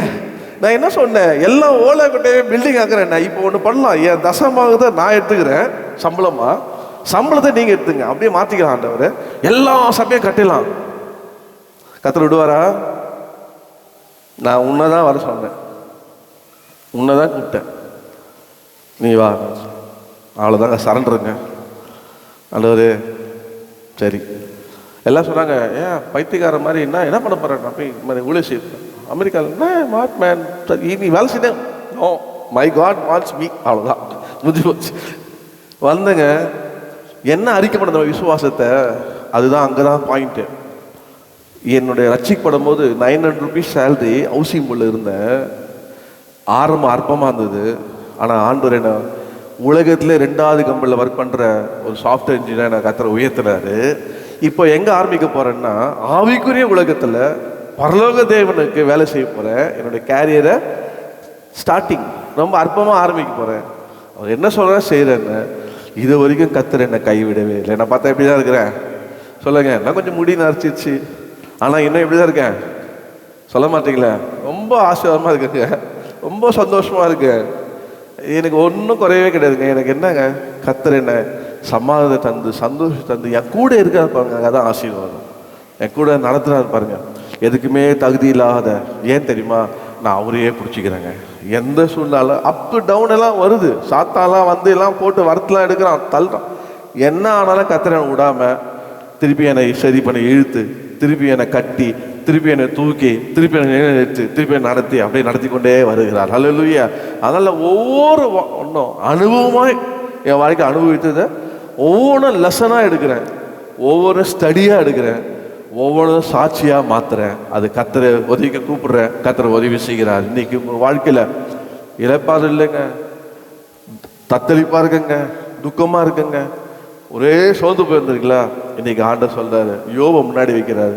அவன் பண்ணதெல்லாம் கத்தரை பணிந்து கொண்டான், அவன் பண்ணதெல்லாம் கத்தரை தூஷிக்காம, கத்தர் கொடுத்தாரு அவர் எடுத்தாருன்னு சொன்னான். அவன் பண்ணதெல்லாம் விசுவாச வார்த்தை அறிக்கை பண்ணினான். அவன் பண்ணதெல்லாம் என்னையே அவனே கத்தரையே நோக்கி பார்த்தான் பாருங்க. அவருக்கு என்ன தெரியும், எனக்கு அவரை தெரியும். ஆமே சொல்லுங்க, என்ன அவருக்கு தெரியும், அவரு எனக்கு தெரியும், அவ்வளோதாங்க. பாஸ்டர் சாமி சொல்லுவார், உன் ஃப்ரெண்டு நண்பர் சொல்லு, but tell your friends name, I tell who you are அப்படின்னு சொல்லுவார். இந்த காலம்லாம் அப்படி கிடையாது. ஏன்னா போகிற இடத்துலலாம் எல்லாமே ஃப்ரெண்டு அதுங்க. ஐயோ அது ஃப்ரெண்டியான்னு ஒரே எல்லாமே ப்ரோ ஆய் ஊன்னுங்க. அதேப்பா தப்பிச்சு நீங்கள் நம்மள வாழ்க்கை போயிட்டு ஒன்றே ஒன்று பா, நீர் என்ன அறிவு நாம அறிவு, அவ்வளோதான் டீலு. நீர் என்ன அறிவு நாம அறிவு. அவரோடையே இருந்தோம்னா வாழ்க்கை எப்படி இருக்கும்? நம்ம ஜெபம் பண்ணுவோமா, கர்த்தர் கிருபை செய்வாராக. கொஞ்சம் நேரம் எடுத்துட்டு ஆனாலும் கர்த்தருடைய வார்த்தையை உங்களுக்கு சொல்லுகிறேன். நீங்கள்லாம் எப்படி வரணும்? சுத்த பொண்ணாக இருக்கணும். நீங்கள்லாம் கர்த்தரை பிடிச்சி உயர்ந்து இருக்கணும். நீங்கள்லாம் நாளைக்கு ஜனங்களுக்கு ஆசீர்வாதமாக நீங்கள் வளர்ந்து, இந்த வருஷத்துடைய வாக்குத்தத்தமே என்ன? என் ஆவியும் என் ஆசீர்வாதத்தை அவங்க மேலே ஊற்றுவேன், அவங்க வளருவாங்கண்ணா. நீங்கள் ஆசீர்வாதமாக இருக்கணும், கர்த்தர் உங்களை ஆசீர்வதிக்கணும். அதுக்கு தான் ஜெபம் பண்ணுமா. நம்ம திருமணத்தை எடுத்துகிட்டு கடைசியாக ஒரு பாட்டு பாடி முடிச்சிடலாம். மேக்ஸிமம் ஒரு 15 மினிட்ஸில் நம்ம முடிச்சிடலாம். எல்லாரும் முழங்கால் படியிட்டு, நாளை கூட கர்த்தர் நம்மோடு இடைப்பட்டார். அவருடைய அப்பத்தையும் ரசத்தையும் பானம் பண்ணதற்கு கர்த்தர் நமக்கு கிருபை செய்வாராக. ஹல்லேலூயா. ஓ மக்கு ஸ்தோத்திரம் ஸ்தோத்திரம். சிலெல்லாம் பார்த்தீங்கன்னா ட்ரையில் வந்து சோதனைகள் பிரச்சனைகள்லாம் பார்த்தா பயந்து அடிச்சு ஓடுறான். 5000 ரூபாய் சம்பளம் வாங்கியிருந்தார். சம்பளமே ஏற்ற மாட்டாருங்க அப்படின்னு சொன்னார். அதுக்கு நான் என்ன பண்ண போறேன்னு கேட்டேன். அப்போ தான் நான் 6000 ரூபாய்க்கு எனக்கு அமெரிக்கன் கம்பெனியில் வேலைக்கு போயிருக்கேன். 5000 ரூபாயிலேருந்து 6000 போயிருக்கேன். ஒரு இடத்துல 15000 ரூபாய் சம்பளம் தரேன்னு சொன்னாங்க. நான் போகிறேன். சரிப்பா உனக்கு கர்த்தர் நடத்தானா போனார். 15000 ரூபாய் கொடுக்குற எப்படி உங்களை போட்டு எவ்வளோ பேக்கேஜ் ஏறுதோ அவ்வளோ பேக்கேஜாக ஏறும். அதை மறக்கவே மாட்டாங்க. பேக்கேஜ் ஏறணும், பேக்கேஜ் சுமையும் ஏறும். போனா ஐயோ என்னால் முடியல டார்ச்சர். நான் சொன்னேன், நான் ஒரு வார்த்தை சொல்கிறப்பா கேட்டுக்கோ. என் நண்பர் ராகவன் பிள்ளை எனக்கு வந்து வேலை வாங்கி கொடுத்தான். அவன் கொண்டு போய் எனக்கு ரெக்கமெண்ட் பண்ணான். கர்த்தர் என்ன எல்லாத்தையும் என்ன தேற்றி அவர் என்ன பண்ண தேர வச்சார். இப்போ சம்பளம் ஆனால் ஒரு வார்த்தை சொன்னான். அவன் என்ன சொன்னான் அப்படின்னா, நான் உங்களுடைய ஃப்ரெண்டுடா, ரொம்ப க்ளோஸ் ஃப்ரெண்டு. நீ என் கையில் என் டீமில் இருக்க வேணாம், அபிபுல்லா அப்படின்னு ஒருத்தன் கையில் கொடுக்குறேன். அவன் உன்னை ரொம்ப கடினமாக நடத்துவான். அதனால் நீ தாக்கு பிடிச்சின்னா 6 மாதம் உனக்கு கன்ஃபர்மேஷன். உனக்கு இப்போ டெக்னிக்கல் அசிஸ்டன்ட் தான், நீ நடக்கிற விதம் அப்படின்னு சொல்லி என்னை போட்டிருக்காங்க. என்னை 6 மாதம் அவர் என்னை வறுத்து எடுக்கிறேன்னு இருக்காரு. அதனால் போயிருக்கிறப்ப எப்படிலாம் வறுக்கணும் பார்த்துக்கலாம், கர்த்தர் என் கூட இருக்கிறேன் சொல்லி 6 மாதம் கடினமாக நடத்துனாங்க. நான் டைமே பார்க்க மாட்டேன். வேலை இப்போ டைம் ஆச்சு சொன்னால் தான் கிளம்புவேன். அப்படி உழைச்சேன் 6 மாதம், லீவ் போடாமல் வேலை பண்ணேன் 6 மாதம். ஆனால் ரிசல்ட் என்னன்னா, அப்படியே 6000 ரூபாய் 13800 ரூபா டபுளாக மாற்றி டெக்னிக்கல் அசிஸ்டன்ட் இருந்த எனக்கு இன்ஜினியர்னு போஸ்ட் கொடுத்தாங்க ஒரு அமெரிக்கன் கம்பெனியில். நான் இங்கே ஏற்கனவே இன்ஜினியர் தான், ஆனால் பிஇ படிக்கல. அவங்க இன்ஜினியர் தரமாட்டேன்ட்டான். பிசி அதுக்கப்புறம் தான் போட்டேன். ஆனால் எனக்கு கொடுத்து இதை உயர்த்தினான். இவர் என்ன பண்ணாருன்னா, கடினமாக இருக்குன்னு சொல்லிட்டு வேலையை விட்டுட்டார். அதுக்கப்புறம் அது வேலையே கிடைக்கலைங்க. அவர் தரம் அப்படியே என்ன ஆயிடுச்சு, கடைசி வரைக்கும் போயிடுச்சு. அவர் இப்போ உலகத்தில் உயிரோடு இல்லை. அவருடைய வாழ்க்கை ரொம்ப பரிதாபமாகிடுச்சு. நான் சொல்கிறேன், சவாலை சந்திக்கணும், சேலஞ்சை ஃபேஸ் பண்ணணும். அதுக்கு என்ன தீர்வு கர்த்தர்கிட்ட கேட்கணும். நான் கூட கஷ்டப்படும் போது ப்ராஜெக்டில் நான் போடும்போது கிங்கு மாதிரி சுற்றிட்டு இருந்தேன். கொண்டு போய் என்னை சர்வெண்ட் மாதிரி போட்டாங்க ப்ராஜெக்டில். மண்ணிலே ஏறல. கம்ப்யூட்டர் சரி பண்ணுறவன் அப்ளிகேஷன் சரி பண்ணுற போய் அப்ளிகேஷன்ஸ் உருவாக்குறத பற்றி என்ன மண்ணில் ஏறுமா? நானே நமக்கு மண்டே கிடையாது, அறிவே கிடையாது, கிருபை தான். ஆனால் ஆண்டவர்கிட்ட ஜெபம் பண்ணேன், கிருபை கேட்டு வாங்கிக்கோன்னாரு. கற்றுக்கோ, ஜெபம் பண்ணி அதை கற்றுக்கிட்டாங்க. கருத்தில் அதுதான் என்னை எங்கே கொண்டு போச்சு, அமெரிக்கா கொண்டு போச்சு. அந்த ப்ராஜெக்ட் தான் என்ன கொண்டு போய் அமெரிக்கா கொண்டு. இப்போது சில இடத்துல ஆண்டவர் ஏன் போடுறாரு அப்படின்னா, போட்டது எதுக்கு கற்றுக் கொடுக்குற, கற்றுக்கோ, கஷ்டப்படு. No pain no gain. கஷ்டப்படாமல் எந்த லாபமும் வராது வாழ்க்கையில். கஷ்டப்பட மாட்டேன் இன்னைக்கு ஒன்றும் சொல்லக்கூடாதான். ஏதாவது ரத்த கொதிப்பு வந்துடுது. அது சின்ன 6லேருந்து 60 வரையும் வருது. என்ன சொன்னா திருத்திக்கோ, சொன்னா ஒத்துக்கோ, சொன்னா கற்றுக்கோ, வாழ்க்கை முன்னே. சரி ஓகே சரி, நான் சொல்கிற மாதிரி நீங்கள் செய்யலைன்னா அந்த இடத்துல வேற ஒருத்தர் ரோபோட்டை வந்து செய்ய போது. இப்போ சொல்லல என்னது என்னதுமா ஏஐ இப்போ புதுசாக வந்து ஏஐ வந்து செய்ய போது. எந்த ஏஐயும் எந்த ஆளை உன்ன மாதிரி ஒரு மனுஷன் வந்து செய்ய போகிறான். அந்த மனுஷனே செய்கிறான் அந்த வேலையை உன்னால் செய்ய முடியாது. அதுவும் நீ கிருபை பெற்றவன், இயேசுவிட அருள் பெற்றவன், அபிஷேகம் பெற்றவன், நாசம் எடுத்தவன், தேவனு கூட இருக்கிறாரு. நீ செய்ய முடியாதா? உங்களை செய்ய வைப்பார். அதனால கர்த்தர் எந்த சவாலையும் பார்த்து பயப்படாதீங்க, ஸ்ட்ராங்காக இருங்க. ஆமென். Be strong, be bold. அப்படி இருங்க. கர்த்தர் உங்களை ஆசீர்வதிப்பாராக. ஹல்லேலூயா. ஜெபமனமா சுத்தம் செய்யும் ஆக்கினே என் உள்ளத்தில் வாரும் உம் ஜோதியை பிரகாசித்து என்னை சுத்தம் செய்யும், என்னை சுத்தம் செய்யும், என்னை சுத்தம் செய்யும். உம் ஜோதியை பிரகாசித்து என்னை சுத்தம் செய்யும், என்னை சுத்தம் செய்யும், என்னை சுத்தம் செய்யும். உம் ஜோதியை பிரகாசித்து என்னை சுத்தம் செய்யும். எல்லாம் அவர் தருகிறார். ஜீவன் அவர் தருகிறார், சுகம் அவர் தருகிறார், வாழ்க்கை அவர் தருகிறார், துணை அவர் தருகிறார், குடும்பம் அவர் தருகிறார், பிள்ளையை தரவே எல்லாமே அவர் கரத்துலேருந்து வருகிறோம். அதனால ஆண்டவர் கொடுக்குறார். கர்த்தர் என் கூட இருக்கிறார், நீங்கள் அவரோட இருங்க. அவர் உங்களுக்காக இறங்கி கர்த்தர் செய்வார். ஹல்லேலூயா. அவர் நம்ம ஆண்டவர் யாருன்னா செய்கிற கர்த்தர். அவர் தூங்குறவர் அல்ல.